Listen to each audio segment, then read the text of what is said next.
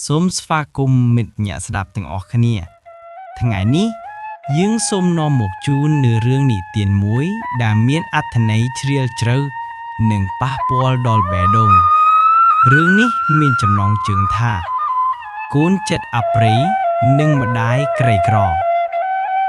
នៅក្នុងភូមិទូចមួយជិតវាលស្រែនិងស្រះទឹកស្ងប់ស្ងាត់មានស្ត្រីចំណាស់ម្នាក់រស់នៅជាមួយកូនប្រុសតែម្នាក់ជីវិតគាត់ពិតជាក្រីក្រខ្លាំងរាល់ព្រឹកម្ដាយត្រូវទៅកាប់ឈើប្រមូលស្លឹក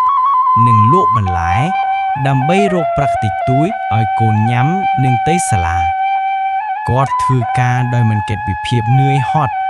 ព្រោះគាត់មានក្តីសង្ឃឹមតែមួយនោះគឺឲ្យកូនមានអនាគតល្អជាងខ្លួនកូនប្រុសឈ្មោះវីរៈកាលនៅតូចគាត់ស្រឡាញ់ម្ដាយខ្លាំងតែពេលធំឡើងចិត្តរបស់គាត់ក៏ផ្ដួលទៅគាត់ចាប់ផ្ដើមអៀនម្ដាយព្រោះម្ដាយក្រីក្រ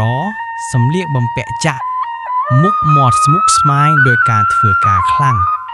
ពេលមិត្តភក្តិមកផ្ទះវីរៈតែងតែលាក់ម្ដាយហើយនិយាយថានាងគ្រាន់តែជាអ្នកបម្រើចាស់ម្នាក់ពាក្យនោះដូចជាកំបិតកាត់ចូលក្នុងបេះដូងម្ដាយ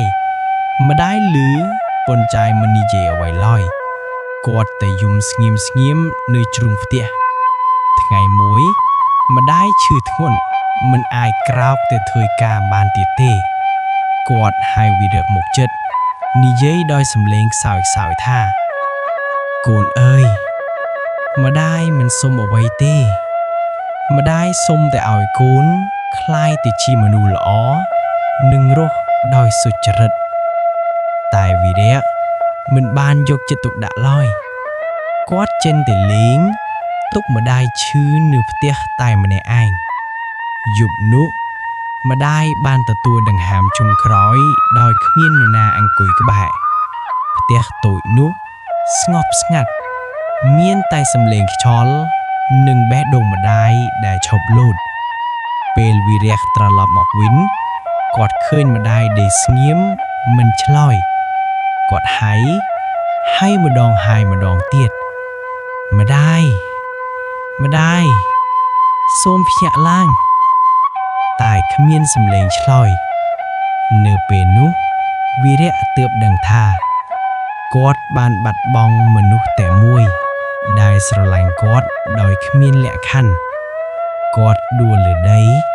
យំយ៉ាងខ្លាំងម្ដាយសុំទោសតែវាហួសពេលទៅហើយ